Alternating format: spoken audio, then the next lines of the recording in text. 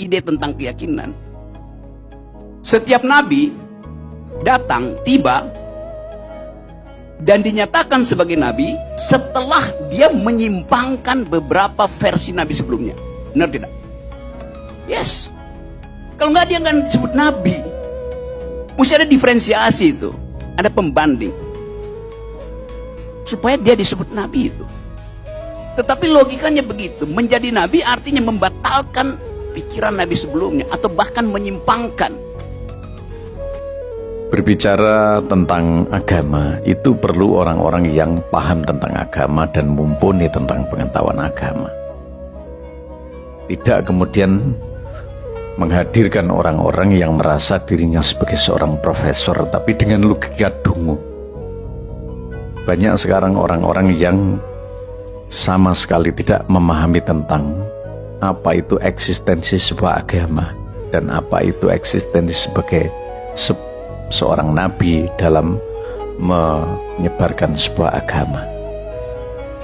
Kita tahu bahwa orang-orang yang mendewakan logika atau orang-orang yang berlogika lalu dia melepaskan diri dari tekstual dan kontekstual agama, berarti dia orang-orang yang dungu.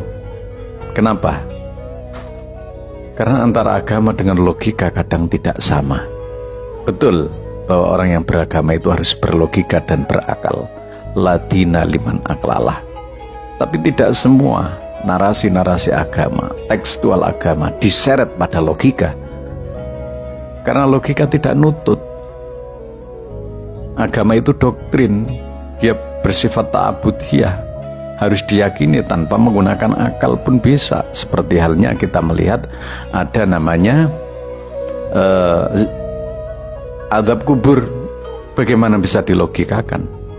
Isra Mi'raj bagaimana bisa dilogikakan? Karena hanya dengan iman kita bisa menerima. Oleh karena itu, maka menghadirkan profesor, saya ulangi lagi, dengan logika-logika yang dungu, maka tidak akan sambung. Tentang Nabi, dia mengatakan bahwa Nabi diutus itu karena Nabi terdahulu melakukan sebuah kebodohan, melakukan sebuah hal yang melanggar aturan dan melanggar agama. Ada suatu hal yang rusak, kemudian diperbarui dengan Nabi baru. Nah, ini sebenarnya adalah kesalahan besar. Anda tahu bahwa di dalam sebuah surat, Al-Yauma akmaltu lakum dinakum, dan hari ini aku sempurnakan. Kata aku sempurnakan harus dipahami sebagai penyempurna, bukan sebagai pengganti hal yang rusak. Artinya adalah ada penyempurnaan di sana. Inilah kesalahan-kesalahan yang dimiliki orang-orang yang berbicara agama tanpa paham tentang agama. Maka Rasulullah ketika menyampaikan bahwa ada seorang namanya Ruwaibidah. Siapa Ruwaibidah itu? Orang yang tidak mampu memahami agama tapi bicara agama. Walaupun dia secara retorika pinter, secara mantek bagus, secara logika bagus, tapi kalau dia tidak mampu untuk memahami agama, tidak paham tentang agama, bagaimana mungkin bisa nyambung? Ini kan hal yang konyol. Merasa dirinya adalah ahli dan cerdas serta logis dalam berbicara, tapi sering mengatakan orang lain dungu dengan kecongkakan dan kepungan yang luar biasa, jauh dari akhlak agama sebenarnya. Dan ini dilulukan, dijago-jagokan, lalu dianggap sebagai seorang ustadz, masuk di mimbar mereka, di khutbah mereka.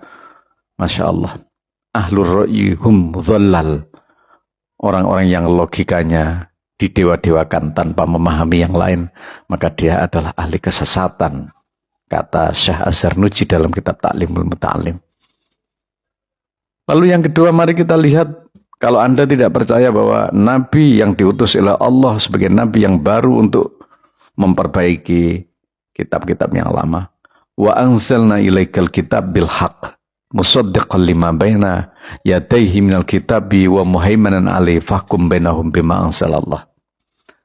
Ya, wa anzalna ilaikal kitab, dan kami telah menurunkan kitab Al-Quran maksudnya, kepadamu Muhammad dengan membawa kebenaran yang membenarkan kitab-kitab yang diturunkan sebelumnya. ya, dan menjaganya.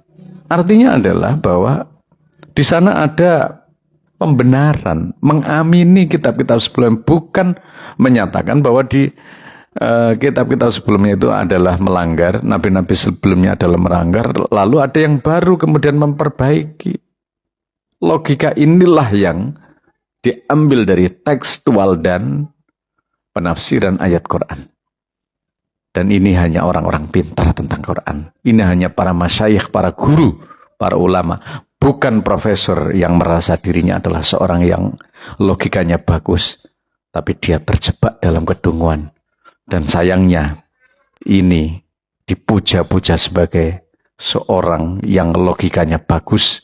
Tapi benar-benar menjadikan sebuah logika kesesatan. Wallahul muwaffiq ila aqwamit thoriq.